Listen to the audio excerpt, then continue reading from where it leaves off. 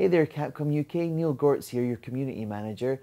Down there is sunny LA. Today was the first day of E3 and I am absolutely knackered. I'm back in the hotel room now to edit. Our booth there is absolutely amazing. I'll show you some more of that later on the Facebook page. But today I had the opportunity to have an interview with Ryozo-san, who's in charge of the Monster Hunter franchise. As I'm kind of busy just now, through the magic of editing, I'm going to let Jake, our UK Monster Hunter community manager, do the interview for me. Take a look at this. Hi Ryozo-san. Hi Jake. The European community would really like to know what's new and what's happening in Monster Hunter 4 Ultimate. Okay. Well, there's a lot new with Monster Hunter 4 Ultimate. One of the biggest changes to keep in mind here is, Monster Hunter's always been an action game at heart, and we try to have new actions and new things you can do in each iteration. So in Try-U, in the last title, for instance, you were able to fight underwater. Well, in 4U, what the big new thing is we've added some verticality to the gameplay. So you have differences in elevation in the terrain, and this time you can jump over them. You can kind of leap off the sides and things like that, and there's much more verticality this time. It's more dynamic, it plays more speedy, it's just a different experience. A lot of people are asking a lot of questions about the new monsters. Is there anything you can tell us about those? So one monster I can talk about that appears in 4 Ultimate that hasn't been in previous iterations of the game is a monster called Gore Magala. This is a really powerful, huge monster. He's dark in color, very mysterious in origin.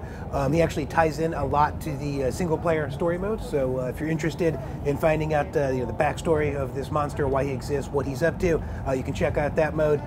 There's plenty of other new monsters as well that I'm not at liberty to discuss at this moment, but for the time being, you should look forward to playing against the Gore Magala. Another thing that the community are really interested in is the 2 new weapon types. Is there anything at all that you can tell us about those? So on the weapons front, we have 2 new additions that were not present in previous, in 3U, for instance. We have the Insect Glaive and we have the Charge Axe. These are brand new. They play very interestingly. It should be enjoyable for you. Another really important thing to note, in addition to these 2 new ones, which brings a total of 14 separate weapons, by the way, all the previous weapons have also changed a great deal for this new iteration. They've been tuned, they've been honed. You can now do jumping attacks, for instance, with all of them because of the increased verticality in the game. So even if you already have a favorite weapon and you don't want to change, don't feel obligated to. There's still going to be plenty of new stuff for you to enjoy. One thing that I guess we'd really like to know is what new environments can we expect in Monster Hunter 4 Ultimate? So 4U features all brand new environments and stages, provided the last game you played was 3U. It's all been revamped from there, they're new. And they do, once again, take advantage of this new verticality in the gameplay.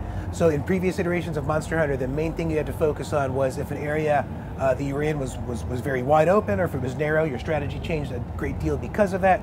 This time, you can add to the mix the verticality, so now you have another layer to think of strategically as well. And Ryozo-san, just before we go here, is there anything in particular you would like to tell your European community over here?